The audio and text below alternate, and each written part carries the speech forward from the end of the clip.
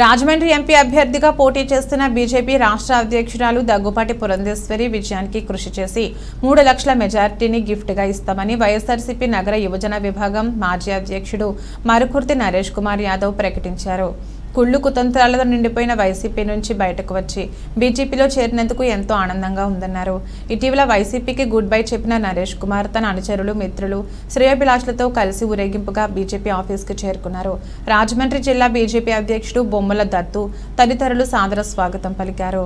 కాషాయ కండువాలు కప్పి పార్టీలోకి ఆహ్వానించారు.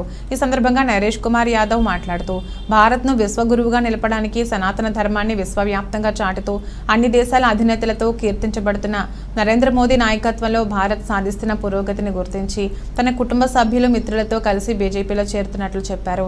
1000 బైక్లు, 100 కారుల్లో భారీ ర్యాలీగా సిటీఆర్ఐ భాస్కర్ నగర్ ఆంజనేయ స్వామి గుడి నుండి కంబాల చెరువు, మార్కెట్ యార్డ్, రాజా థియేటర్, క్వారీ మార్కెట్ మీదుగా పార్టీ ఆఫీస్కు చేరుకున్నామని తెలిపారు. పార్టీ ఏ బాధ్యత అప్పగించినా స్వీకరించి చేస్తామన్నారు. బొమ్మల దత్తు మాట్లాడుతూ యువకుడు, ఉత్సాహవంతుడు నరేష్ కుమార్ యాదవ్ తన అనుచరులతో బీజేపీలో చేరడం ఆనందంగా ఉందన్నారు. పార్టీలో సముచిత స్థానం కల్పిస్తామన్నారు. పార్టీ కార్యాలయంలో ముఖ్యులతో గురువారం మధ్యాహ్నం జరిగే సమావేశంలో పార్టీ రాష్ట్ర అధ్యక్షురాలు పురంధేశ్వరి, పార్టీ ఇన్ఛార్జి సిద్ధార్థ్ సింగ్, జాతీయ కార్యవర్గ సభ్యులు సోము వీర్రాజు పాల్గొంటారని ఆయన తెలిపారు.